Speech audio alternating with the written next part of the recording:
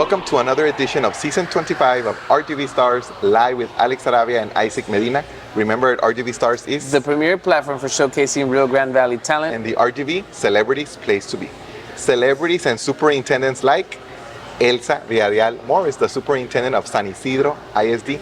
Thank you so much for being here with us. Thank you for having me. Thank you for having me. And today, our viewers will get the chance to get to know more about you, about your career and your background, achievements, obstacles, future goals, and anything else that you want to share. Sounds good? Sounds great. Awesome. All right, so we're super excited to have you here. So tell us a little bit about you, where you're from, what you studied, and how long have you been servicing our community? I'm from Rio Grande. I was not born in Rio Grande, but I was raised in Rio Grande. I went through the school system in Rio Grande. I graduated from Rio Grande City High School. I went to college, got a degree in English. I was an English major. Came back and taught for a year or two at Rio Grande City High School, my alma mater. And then I decided, you know what, I'm not sure this teaching is for me. So I went back to school and I got my master's in guidance and counseling. So that was my first master's degree, was in guidance and counseling. Then I got a master's in educational middle management, is what we used to call it, to be a principal, assistant principal. Then I got my certification to be a superintendent, thinking, oh, I'm just going to get it, and maybe if I need it one day, I'll have it. And did not think I would need it. Recently, I started my doctorate in educational leadership, so I'm in the middle of that, and I'm hoping to finish that. But I started in education kind of like by accident. I was not going to be a teacher. I was going to do it for a year or two, and I said, well, let me see what it's about. And I loved it. I stayed. I went through the system. I was a counselor at the high school for about 7 years. I was dean of instruction at the high school, I think, for another 5 or 6 years. I spent probably about 17 years servicing the high school before I went to central office, and I had several roles in central office. I was a director for school accountability, assessment, guidance and counseling director for a short while. I also was the executive director for curriculum and instruction, and I did about 4 years as assistant superintendent for curriculum and instruction. And then last year I had the honor of serving the district as their interim superintendent for a short time before I was hired in San Isidro. And that's where I find myself right now, at San Isidro ISD. As a superintendent? As the superintendent, yes. So how many years in education overall? I just completed 30. I'm beginning 31st. This is my 31st year in education. Congratulations. A long career.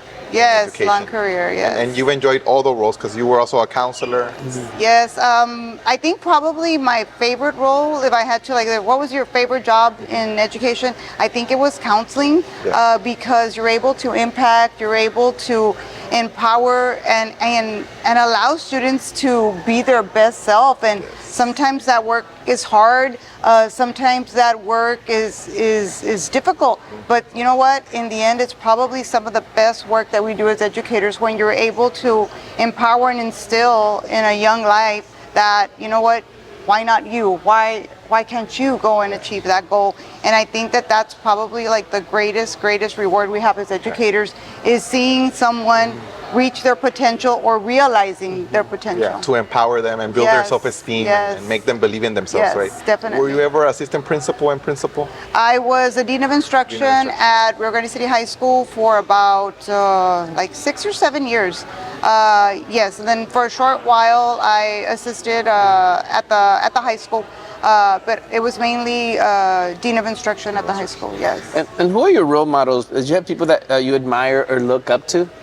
I think my role model was probably my grandmother. She was not educated, but I always tell everybody I shouldn't be here, I shouldn't have been educated, but my grandmother raised me from the time I was about 3 weeks old, and she instilled in me that I could do so much more. And I've always used that as a mold to empower other people, because she made me believe whether it was true or not. I always believed that what she told me was true. And she always professed, and she'd always say, you know what?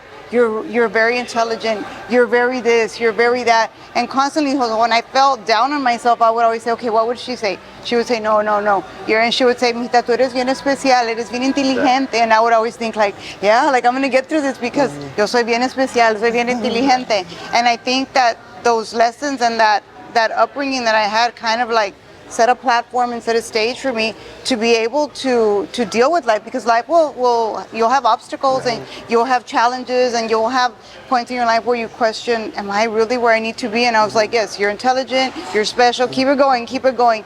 And I think that that's what we do as educators. Definitely. We profess on our students, telling them, you know what, you can do this, it's attainable. Yeah, you might have a setback, but you know what, we keep moving forward and we keep going forward every single time. We leave the past in the past and we move forward. But I think that I learned that from her. And she was, like I said, not educated, but she knew what it took to be successful at anything. And I think that that's probably what continues to guide me in life. She still. believed in you and she Yes. instilled values in you. Yes. So in a way, aside from being a role model, she was a mentor. She was a mentor and a as well. counselor in a way. And a counselor, because I can't think of a time she ever raised her voice. I can't think of a time that she ever used like foul language or yelled, or, you know, she was always very soft-spoken, and she had like a rationale for everything she told you. It was like, did she prepare for this? Because she would say things at the right time, and it was always the appropriate thing to say given the situation. So I think that Excellent. How important has the family support been, aside from your grandma, nowadays when it comes to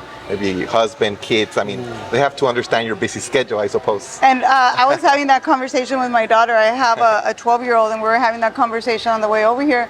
She goes, what are they going to ask? And I was like, oh, all kinds of questions. And I said, the one that is probably the most meaningful to her is that, you know, how do you do this job with your family? You have to have a very supportive family, because I look at all the times in my life where I had to put my family to the side and I had to prioritize the children I had been entrusted with. And sometimes in that work, your family either needs to understand or your family needs to support. And I think that I've been fortunate, because at every stage in my life, I think that my kids have always been very supportive. My husband, I tell him all the time, I couldn't do this work if it wasn't for you. And so I'm very grateful to my husband that he allows me to, I guess, reach my potential and do what I need to do, and, you know, pull the extra weight, because a lot of times I'm not at home. A lot of times I'm working or I'm doing things outside of the regular school hours. You know, just recently we completed a gun safety course for school safety, and I was gone like all day Saturday and all day Sunday, and it was like, okay, go back to work on Monday. But you know, someone has to keep the home for it, and I think that it's very important in our leadership roles that we do have that supportive family unit, because otherwise this work is difficult. It's all about making sacrifices, but it's worth it, right? Oh yeah, worth it, yes. What would you say has been your biggest achievement and also your biggest obstacle in your professional career? I think my biggest achievement, I think, still continues to be the fact that, you know, for some people maybe getting the degree is not, but I feel to me that that was a great achievement, to be able to be educated and to be able to have a leadership role in education. I think that when you hold a job, people think, oh, you have, you know, great power. No, you have great responsibility. So when you're entrusted to lead a district or to lead a group of individuals, you are entrusted to also know the right thing to do with every single individual. So I always think it's a privilege. It's not an honor. It's a privilege to be able to do this kind of work and empower other people to be better. Like one of my coworkers said, like, what's your goal? I said, my goal is for you to take over my job. And they looked at me like, what do you mean? I said, that's my goal. I'm being honest with you. I'm empowering you to be better, so that the day that I'm not here, you just like, you won't even know that I'm not here, because I've already empowered you. You're me when I'm not here. And they looked at me like, I said, you'll get it, you'll get it. But I think that that's the goal, and is just to empower people to believe in themselves and say, like I say, why not me? Yeah. Any obstacles that you've had? Obstacles, yes. Like I said, I was not raised by my grandmother. I mean, by my parents. I was raised by my grandmother. So even though I didn't see it as an obstacle at the time, as I grew older, I realized, like, hey, I grew up in a very different environment. And I think the fact that my grandparents were older, a lot of times I know that I always tell people that I was a band student when I was in high school. And I would always, and I would always look in the stadium, and I would say, like, oh, I wish my parents were here.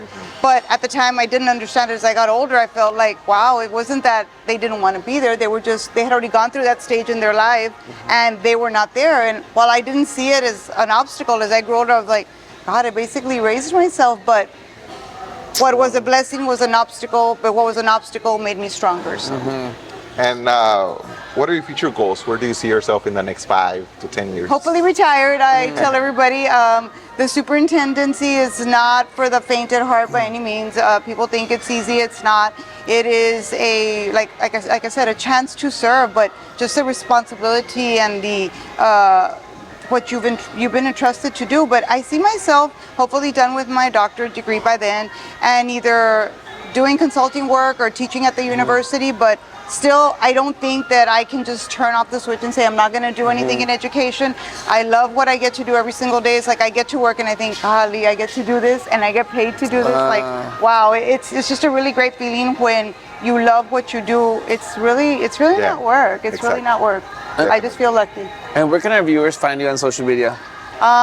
They can find me on the San Isidro ISD Facebook, Instagram, and we just opened a TikTok account. So the district also has a TikTok account, and we keep a very active social media presence because we're so small that we want everybody to know all the wonderful things that we're doing in our school district. So and you want to put San Isidro on the map, yes. right? Yeah. Well, I got criticized in the community because they're already on the map, and it's not what I meant by putting them in the map.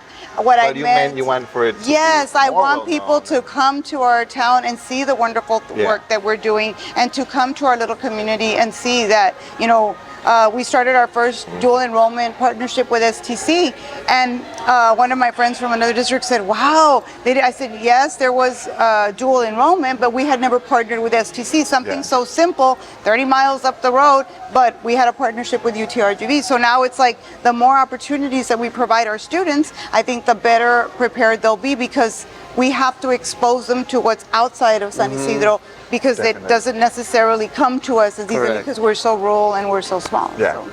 correct. A closing remark, a closing message for the fans, the viewers of RGV Stars. I think a closing remark is, as educators, we are instilled with positive student outcomes every single day. The work that we do, we're here to serve. We're here to do what's best for students. And I go home every day and I think, did I do what was best for students today? I may not have made the adults happy that day, but I always ask myself, did I do what was best for students today? And if the answer is yes, I always tell everybody I sleep well at night, knowing that I place the priorities of the students first and foremost. Excellent, excellent. Awesome. Well, we wish you the best. More success, more blessings. Thank you. Thank you. Thank you. God bless you. Thank you. Continue doing great things for San Isidro and for Star County. For sure, yes. Thank you. And this was another edition of Season 25 of RGV Stars, live with Alex Sarabia and Isaac Medina. Remember, RGV Stars is the premier platform for showcasing real Grand Valley talent. and the RGV Celebrities Place to Be. Until next time. See you guys.